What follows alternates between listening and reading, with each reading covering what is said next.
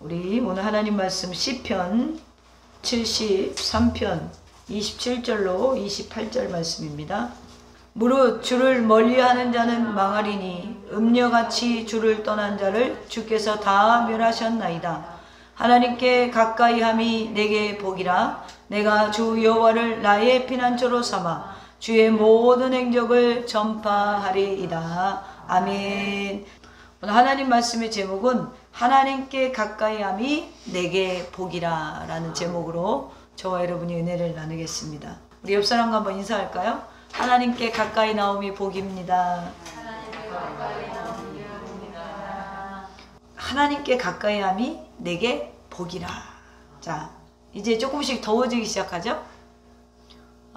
이렇게 더워지면 마음이 어떻게 돼요? 좀 느슨해지죠?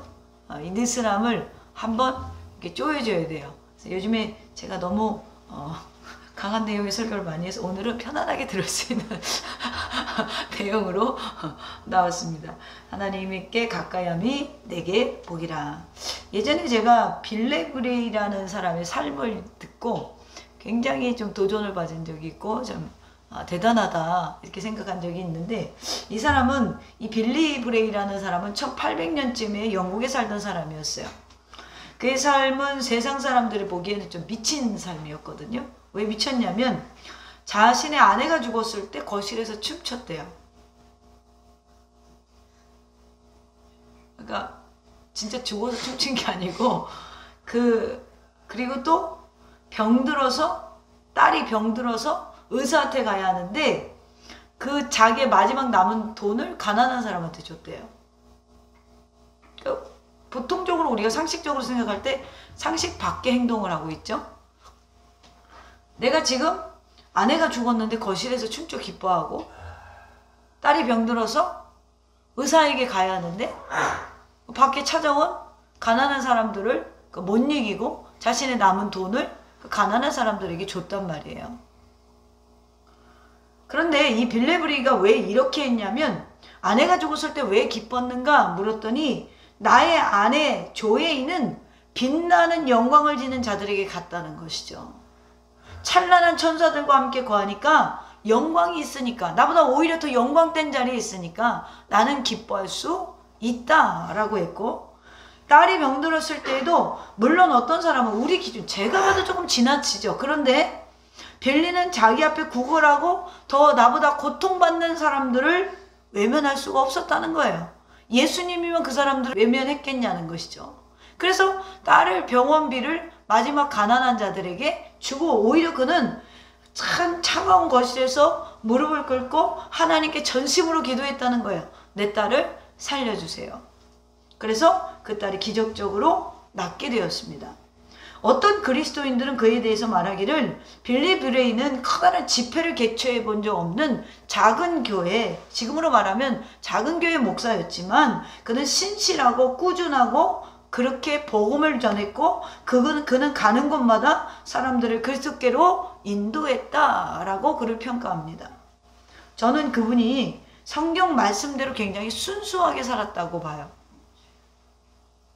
그리스도인으로서 살아가면서 세상 사람들이 이해하지 못하고, 인간의 이성이 이해를 하지 못하고, 인간의 합리화와 이해를 하지 못했지만 굉장히 순수했다라고 생각하고, 그 순수한 데는 확신이, 천국에 대한 내세 확신이 있었기 때문이다 라고 생각이 들어요.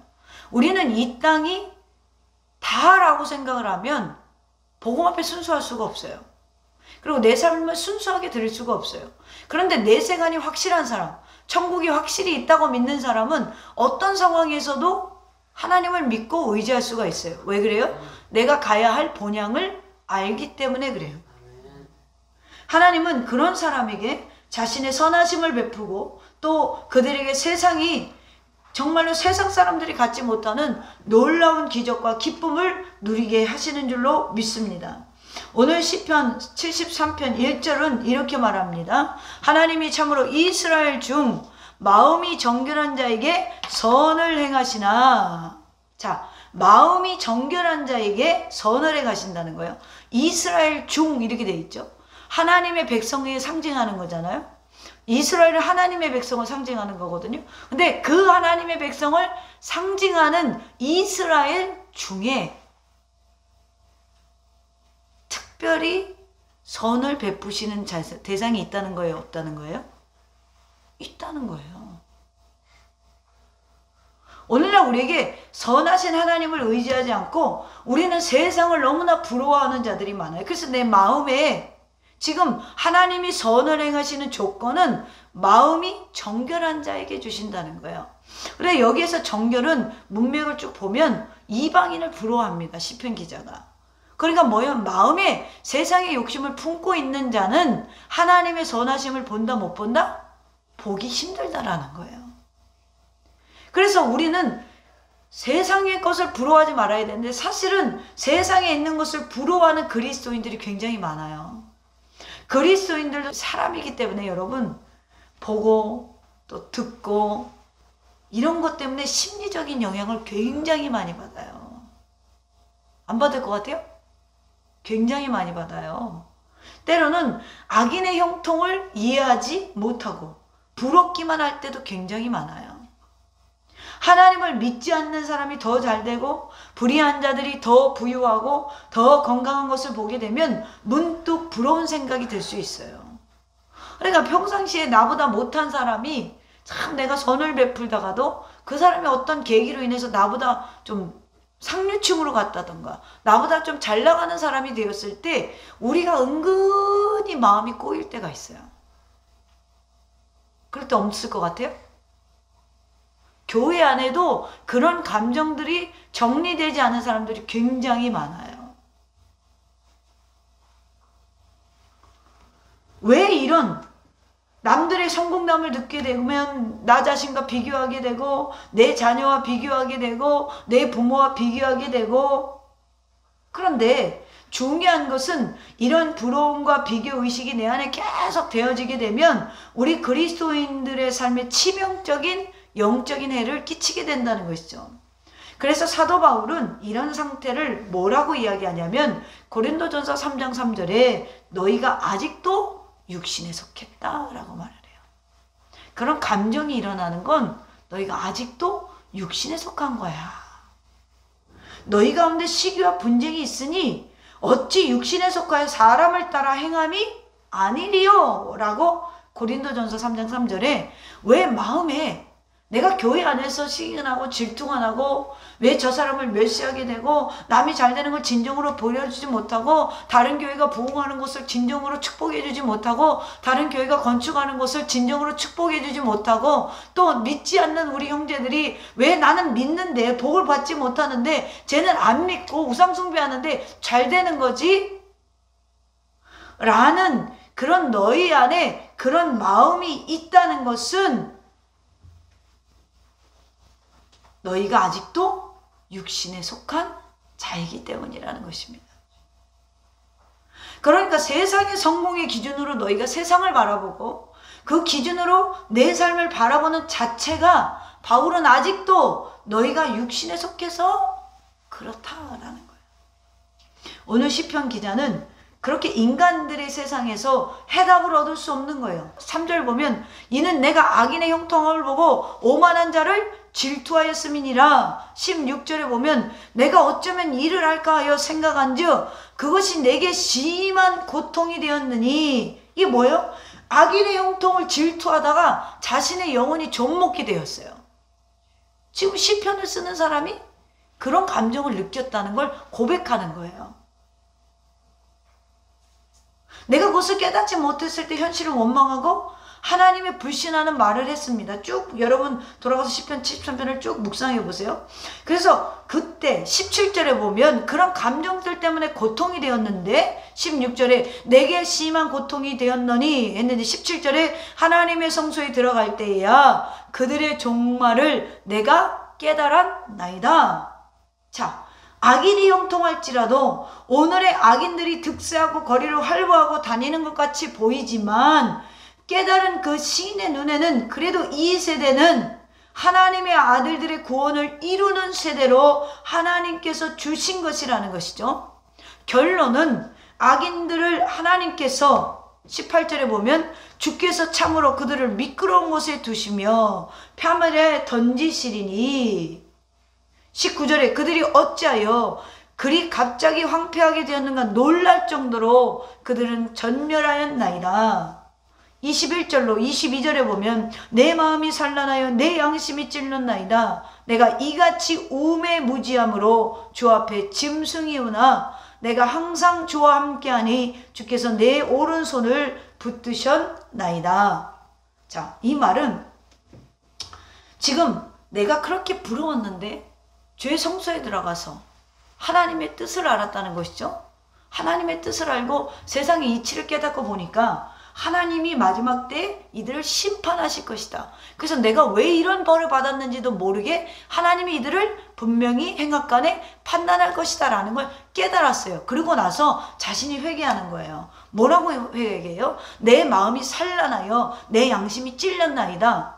내 마음이 뭐예요? 갈파를 못 잡고 있었다는 것이죠.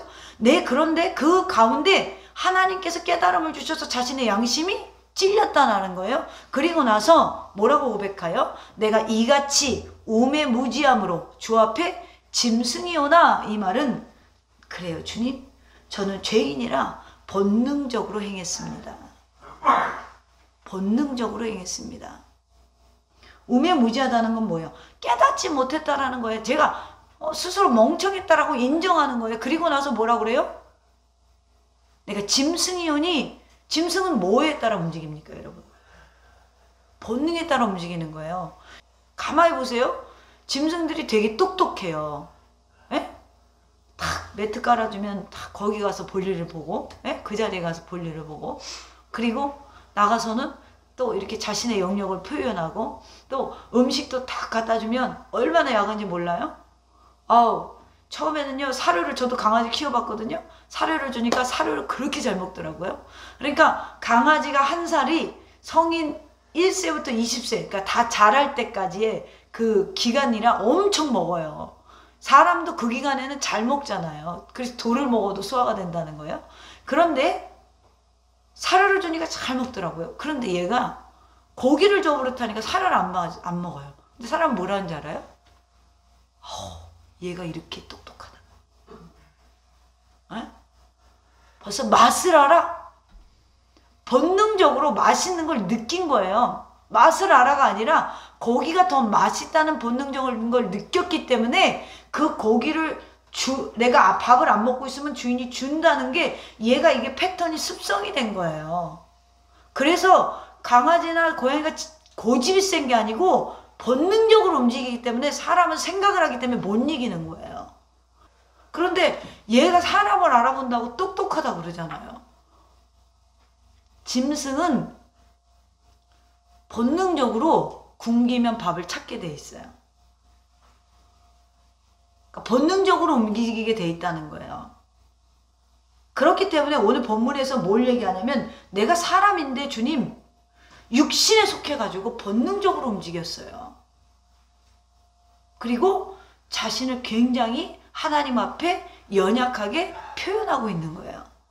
내가 하나님을 생각하게 하고 느끼게 하고 뭐예요? 판단할 수 있는 의지를 주셨는데 내가 아직도 바울이 말한 아직도 육신에 속한 자이기 때문에 내가 본능적으로 움직였어요.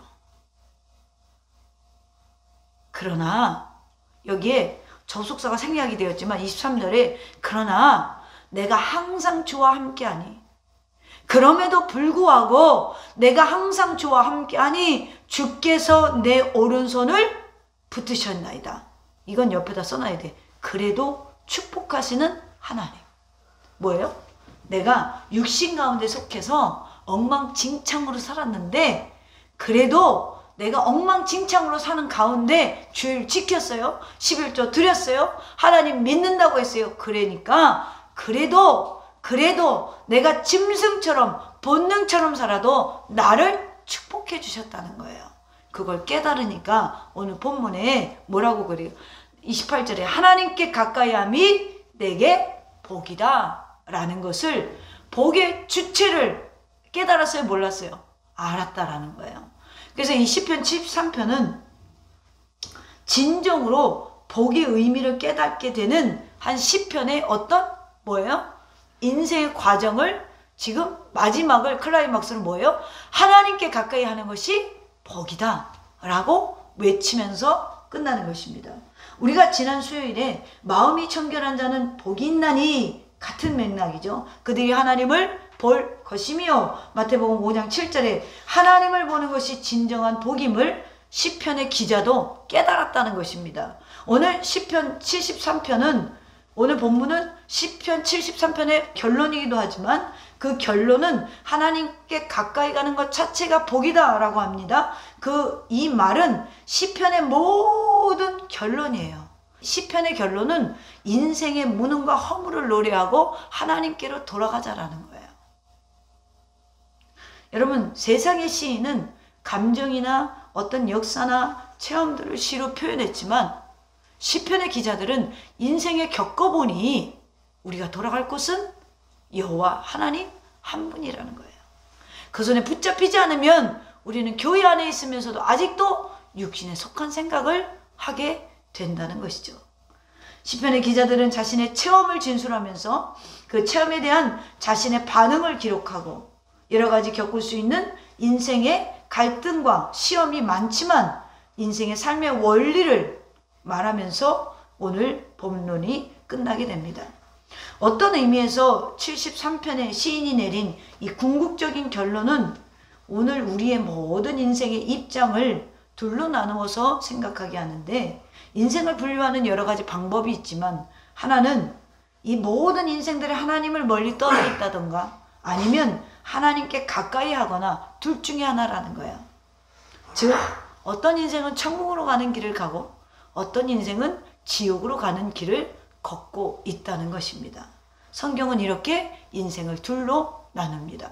오늘 우리는 천국으로 가는 길을 택하여 하나님 앞에, 특별히 우리가 택한 것 같지만 하나님 앞에 뽑힘받아서 이 정말로 많은 인구 중에 하나님 앞에 나와서 예배하게 된, 바로 이 구원의 길을 가게 된 인생인 줄로 믿으시기를 바랍니다. 그러므로 우리는 지금 이 인생길을 걸어가면서 뭘 하고 있냐면 육신에 속한 나를 자꾸 벗어내는 거예요. 아직 우리는 완전히 벗어지지 않았어요. 그렇죠? 아직 우리는 아직도 ing 중이에요. 성장하는 중이란 말이에요. 그렇기 때문에 인생의 이 육신에 속한 것을, 이 껍데기를 자꾸 벗어 버려야 되는 줄로 믿으시기를 바랍니다. 그래서 어제보다 오늘이 나아야 되고 오늘보다 내일이 나아야 되는 거예요. 오늘 이 모든 인생에, 특별히 그리스도인들에게 오는 고통은 하나님께 가까이 하지 않았기 때문이다. 22절에 내가 이같이 우매무지함으로 주 앞에 짐승이오나. 본능을 고백하면서 우리도 지금까지 본능적으로 움직이지는 않았는가 생각해 볼 수 있는 저와 여러분 되기를 소망합니다. 이렇게 본능적으로 행동할 수밖에 없는 우리가 하나님께로 가까이 가려면, 그러면 어떻게 우리가 육신의 것들을 벗어버릴 수 있을까요? 신앙의 목표가 첫째로 분명해야 돼요. 우리가 하나님께로 가까이 가려면 첫째 조건은 신앙의 목표가 분명해야 돼요. 오늘 우리들이 신앙생활하는 목표가 뭐예요? 하나님께로 가까이 가기 위함이에요. 할렐루야. 이게 목표여야 돼요. 어떤 복보다도 하나님께 가까이 나가는 복을 택해야 돼요. 사실 우리 믿는 사람들이 고난을 안 받는다고 성경이 말하지 않아요. 고난 받아요. 그런데 그 고난을 받으면서 극복하는 사람이 있고 극복하지 못하는 사람이 있어요. 이 극복하지 못하는 것을 유혹에 빠지는 시험에 들었다. 그러니까 마귀의 유혹에 넘어졌다라는 것이죠. 그래 시험을 드는 사람이 있어요. 저는 여러분이 고난을 받을 때 극복하는 성도가 되기를 축원합니다. 우리가 어떤 위기가 왔는데 이런 분이 있어요. 어떤 분은 그러더라고요. 설교를 듣다가 졸아요. 그리고 짜증을 내요. 더럽게 졸리게 설교한다고. 나 그런 사람 봤어요. 그러면 이게 시험에 빠진 거예요, 안 빠진 거예요? 본인이 빠진 거예요. 졸 수도 있죠. 피곤해서 졸 수도 있고 지루해서 졸 수도 있죠. 영적으로 여러분 은혜가 없으면 지루해요. 이게 영적인 시간이란 말이에요. 육적인 시간이 아니에요. 그러니까 육신에 강할수록, 육신의 성향이 강할수록 예배 시간이 졸려요. 제가 경험한 거예요. 그리고 봄이 되면 또 사람이 졸려요. 우리는 아직도 육신을 입고 있기 때문에 봄이 되면 나른해요. 당연한 거예요. 그런데 그걸 그냥 아우 다음 주에는 졸지 말아야지 이렇게 해야지 이게 넘어가는데 아 이렇게 지루하게 말이야. 이 벌써 그러면은 교회에 시험 들고 목회자의 시험 들고 기독교의 시험 들고 시험 들기 시작하는 거예요. 이게 뭐예요? 유혹에 빠졌어요. 그럼 막 마귀가 박수치는 거야. 잘 됐다. 쟤 저거에 약하구나. 그러니까 쉽게 말하면 그렇다라는 거죠. 작은 거에는. 큰 것도 마찬가지죠. 우리가 하나님의 일을 하는데 오히려 부도가 났어. 그럴 수도 있죠. 저도 교회하다 부도가 나봤으니까. 예? 부도가 날 수 있어. 그러면 우린 그래요. 내가 하나님의 일을 하는데 왜 부도가 나? 그렇게 말할 수 있어요. 그죠? 하나님의 일을 하는데 부도가 나. 왜 날까요? 하나님이 나를 보기 위해서 그 상황을 그냥 놔두신 거예요. 이걸 극복하는 사람이 있고요. 시험에 드는 사람이 있어요. 극복해서 하나님 앞에 오히려 역전되는 사람이 있고요. 어떤 사람은 시험에 들어서 하나님을 떠나는 사람이 있어요. 성경은 절대로 그리스도인이 고난을 안 받는다라고 이야기하지 않아요. 받아요. 그런데 그것을 시험을 받는 근본적인 유혹에 밀려서 시험에 두 종류가 있댔죠. 하나님이 우리를 테스트하는 시험이 있고요. 우리가 뭐예요? 넘어져서 육신에 넘어져서 받는 시험이 있어요. 유혹에 넘어져서. 그래서 시험을 받는 근본적인 이유는 뭐예요? 삶의 목표가 하나님께 가까이 가는 데 없으면은 신앙생활 하면서 여러분 시험당해요. 왜요? 자꾸 교회 와서 육신의 것을 찾으면 시험당해요. 왜요? 이곳은 영적인 곳이기 때문에. 근데 난 자꾸 육신의 것을 찾는 거예요. 우리 코로나 때문에 식사를 안 하지만 교회에 가요. 반찬이 막 이렇게 화려하지 않잖아요. 물론 우리 교회는 잘 지금까지 해줬지만 그렇지 않은 교회 많아요. 된장국에 정말 어디 가면 그 우거지도 안 보여. 그럴 때 있잖아요. 우거지가 많지 않은데 많이 끓이려니까 된장만 보이고 우거지가 둥실둥실 떠 있어. 고기처럼. 그러면 교회 밥은 왜 이래?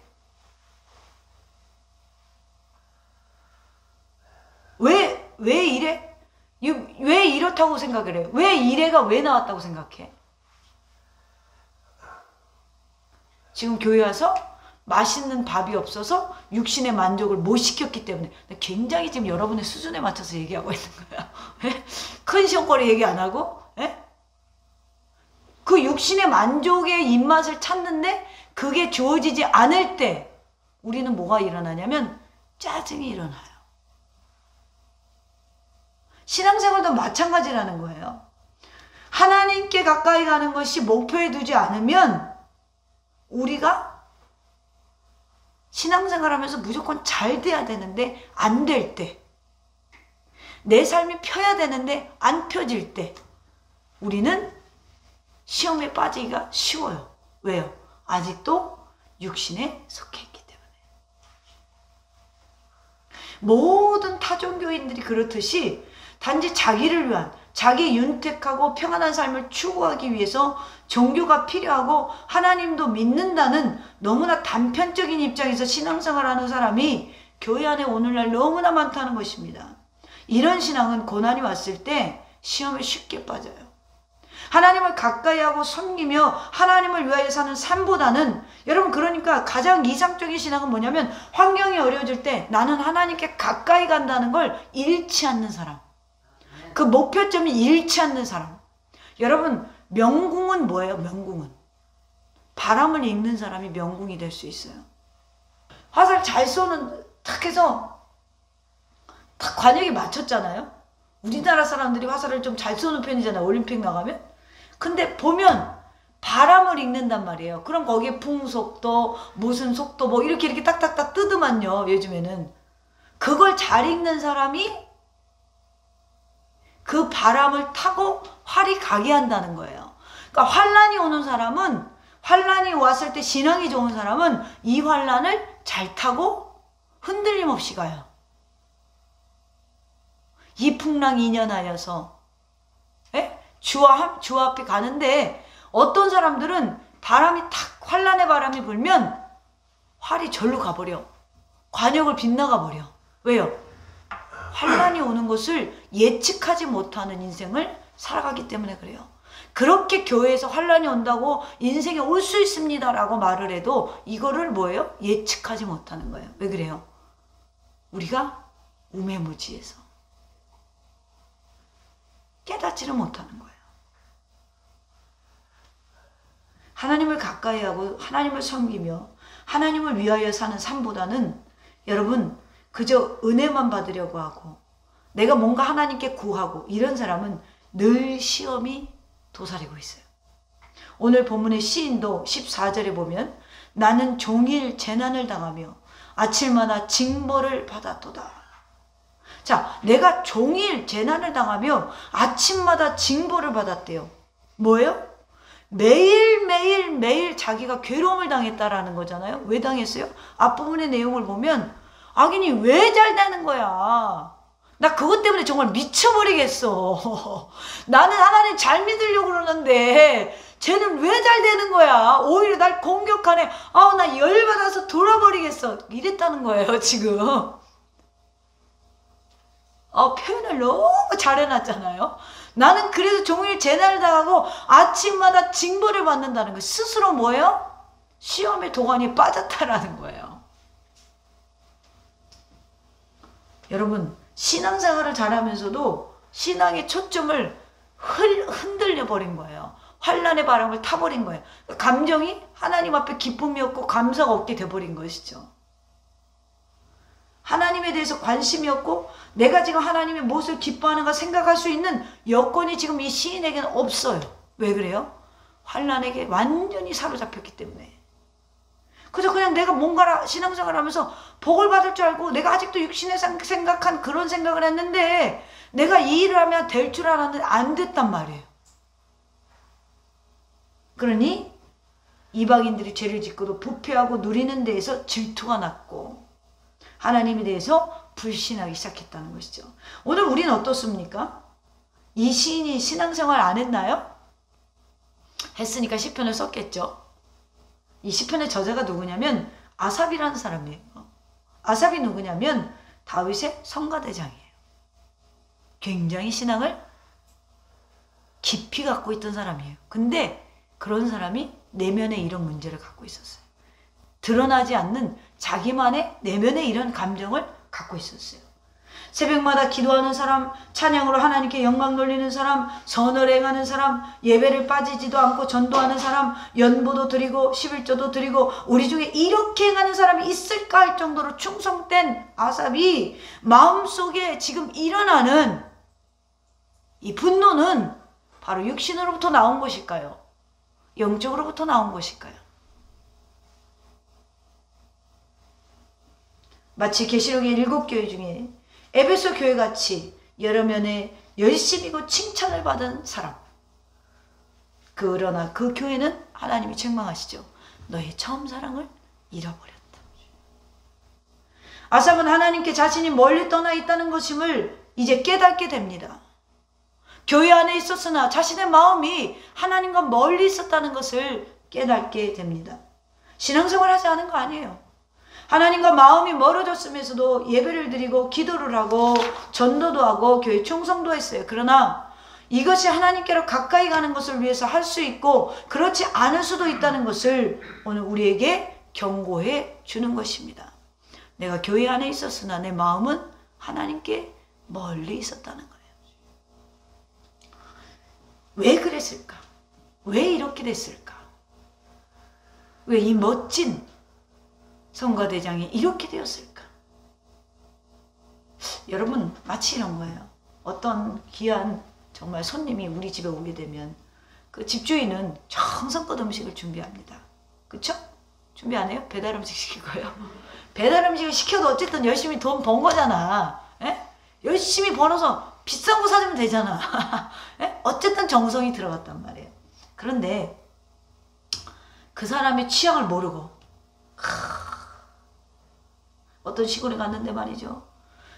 손님을 대접을 한다고 말이죠. 개를 한 마리 뚫어 잡아가지고 개고기를 촥 수육을 내놓고 전골을 내놓고 그런데 그 손님이 개고기를 안 먹어요.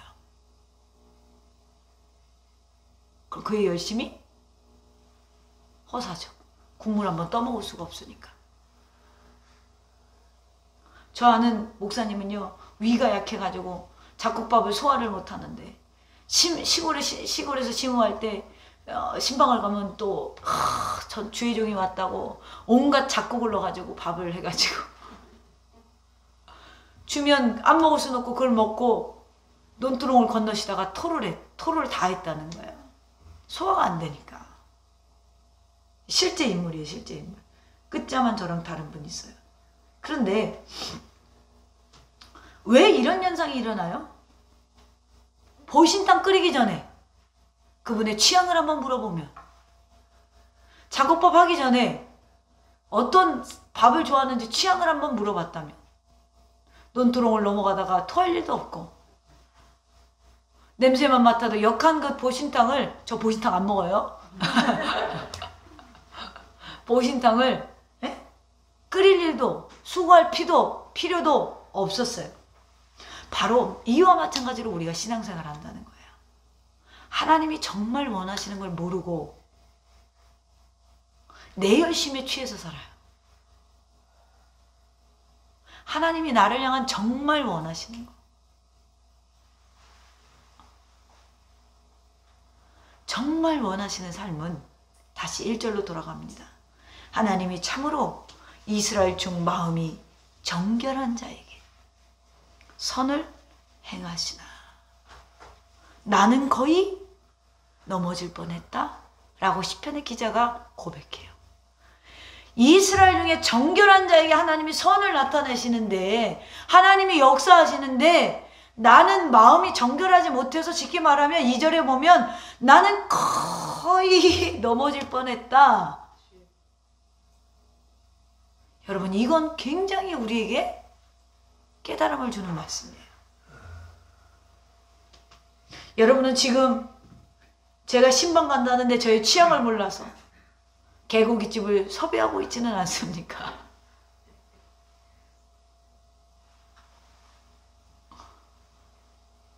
오늘 하나님이 여러분을 향한 플랜은 다른 건데, 하나님의 취향을 모르고 하나님의 뜻을 모르고 혼자만 열심히 달리다 지쳐서 나가 떨어져서 왜 이래? 옆을 보니까 저거 안 믿어도 잘 되네. 오히려 나를 곤란에 빠뜨리네. 여러분, 하나님은 사실은 우리를 가까이 하시려고 우리를 구속하신 거예요. 우리를 천국에 두고 싶어서, 그쵸? 근데 삶은 정결하지 못한, 뭐예요? 마음이 갈라져 있다는 이야기거든요. 하나님과 다른 것도 좋다는 거예요. 그런 상태로 우리는 하나님을 열심히 위해서, 하나님을 뭐를 위해서, 여러분, 하나님은 여러분들의 사업보다 하나님을 더 사랑하는 걸 좋아하세요. 여러분들이 11조 100만 원, 1000만 원 하는 것보다 하나님은 여러분들이 성전에서 하루 철회하면서 기도하는 걸 오히려 더 좋아하세요. 우리 하나님의 취향을 좀 알아야 돼요. 하나님은 돈이 없는 분이 아니에요. 우주 만물을 갖고 계시고 지금도 운행하고 계시는, 사건 사고 없이. 여러분, 이 자연 세계를 보면서 하나님을 만나지 못하면 그 굉장히 우매무지한 거예요. 여러분, 지구가 이렇게 돌고 있는데 지구만 있는 줄 알았잖아요, 우리 인간은. 지구만 있는 게 아니잖아요. 우주가 있잖아요. 그 우주가 수많은 행성들이 막 엄청나게 빨리 다닌대요. 난 잘 모르지만 우리가 정말 빛의 속도보다도 더 빠르게 그 행성들이 지나다니면서 서로 부딪혀서 깨지고 그런다는 거예요. 근데 이 지구가 한 번도 그 행성과 부딪히지 않고 굴러가게 하나님이 하시는 거예요. 그런 하나님이 우리가 뭘 한들 기뻐하실까요? 전부 우리에게 주신 거예요, 사실은. 내 재산이 예를 들어서 10억이라면 그 10억 다 주님이 다 허락하신 거예요. 내 재산이 100만 원이라면 그 100만 원조차도 하나님이 내게 허락하신 거예요. 근데 그 100만 원에 우리는 50만 원을 드리면서 뿌듯해요.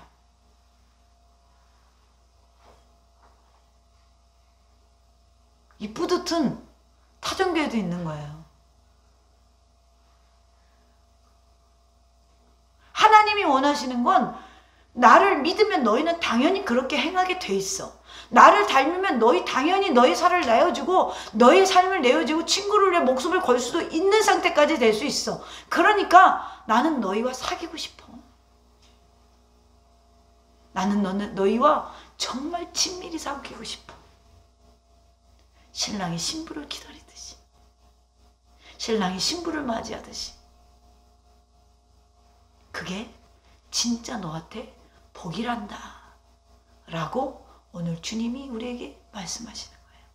그래서 사모함에서 비전을 가지셔야 돼요. 할렐루야.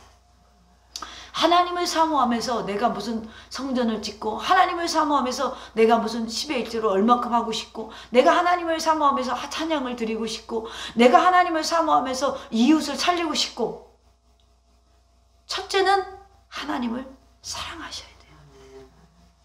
하나님을 사랑하지 않고는 모든 것이 시험에 빠질 일밖에 없어요.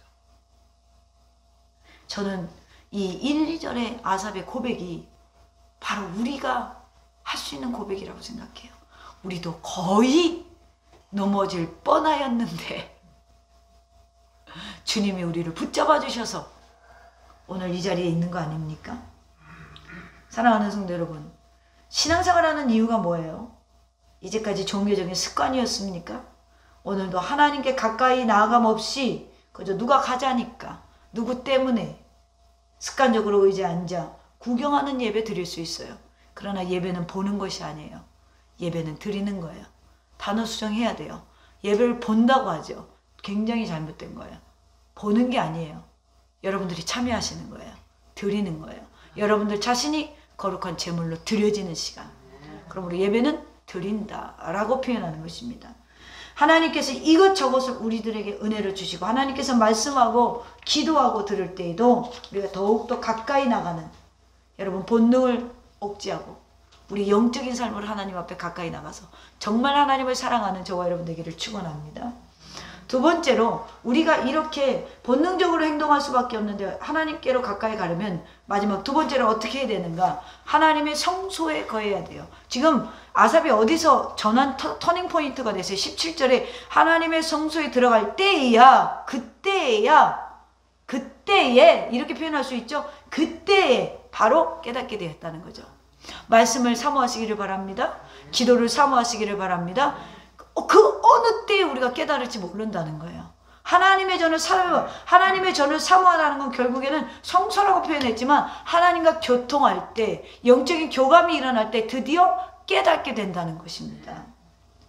아삽이 깨달은 것은 악인들이 오늘 비록 형통하게 보일지라도 오늘은 그들의 시대가 아니라는 것이죠. 자신이 약해 보이고 있지만 이 시대는 지금 우리의 손에 있다는 것을 깨달았다는 것입니다. 그리고 훗날에 하나님께서 그들을 심판할 것이라는, 파멸해 두실 것이라는 것도 깨달았어요. 제가 서론에 분명히 73편을 좀 설명을 했죠. 여러분, 하나님을 멀리하는 자는 그래서 어떻게 해요? 27절에 보면 무릇 주를 멀리하는 자는 망하리니, 어떻게 말해요? 음녀와 같이 주를 떠난 자들을 주께서 다 멸하셨나이다 라고 해요. 뭐예요? 과거형으로 이야기하고 있죠. 그렇게 된다는 것을 확신을 넘어서 되었다라고 믿는 거. 그 상태. 우리는 사실은 악인은 그때 심판한데 분명히 얘기하고 있는데도 쟤는 왜 안 믿는데 잘 돼. 그런단 말이에요.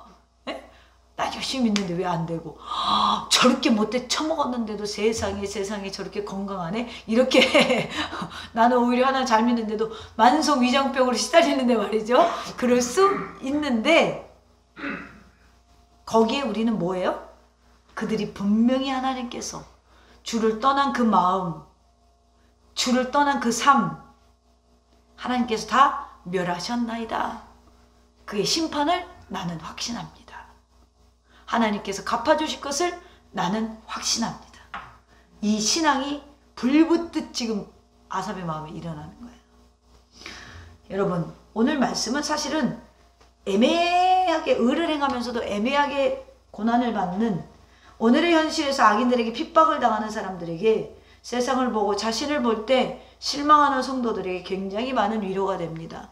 하나는 내가 아직도 육신에 속했기 때문에 시험에 들었구나 라고 깨달을 수 있어서 위로가 되는 것이고, 아직도 내가 가능성이 있다는 것에 위로가 되는 것이고, 또 뭐예요? 아삭과 같이 하나님께서 분명히 갚아주신다는 뭐예요? 확신 때문에 위로가 됩니다. 여러분, 당장 무엇이 나타나지 않으므로 실망하고 나 자신을 한심하게 여겨졌다면 오늘 여러분 그 죄책감에서 해방되시기를 간절히 축원합니다. 여러분, 이 땅에서 이루지 않아도 하나님 그 심판대 앞에서 분명히 우리를 높이실 것이라는 그 확신, 그것 때문에 오늘 우리가 웃으며 감사하며 살 수 있게 되는 것입니다. 사랑하는 더셈의 성도 여러분, 오늘은 아삽은 이 시대가 하나님의 자녀들의 시대라는 것을 깨달으면서 고백합니다. 28절 마지막으로 한 번 더 보겠습니다. 하나님께 가까이함이 내게 복이라. 내가 주 여호와를 나의 피난처로 삼아 주의 모든 행적을 전파하리이다. 아멘. 극복에서 그치는 것이 아니라 하나님을 증언하는 증거자가 됐어요. 그래서 우리는 전파자, 전도자, 이런 표현이 다 좋지만 사실은 그리스도인들에게는 증거자가 제일 좋은 거예요. 왜요? 내가 체험한 걸 증언하는 거잖아요. 증언하는 건 뭐예요? 법적인 효력이 있거든요. 그와 마찬가지로 정말 내가 하나님을 철저하게 만난 사람은 하나님을 증언할 수 있죠. 거기까지 하나님을 가까이 하셔서 증언할 수 있는 데까지 나아가기를 간절히 축원합니다. 사랑하는 성도 여러분, 성도가 드는 증후군이 하나 있어요. 나쁜 증후군이에요. 여기엔 걸리지 마시기를 바랍니다. 뭐냐? 시험 증후군. 시험이 들면 하나님과 멀어져요. 교회랑 멀어져요. 이런 증후군이 우리의 삶에서는 없어야 돼요. 그러면 면역력이 강해야겠죠. 그 면역력은 영적인 것으로만 채워져요. 그러므로 주님을 사모하시기를 축원합니다. 하나님을 가까이함이 내게 복이라.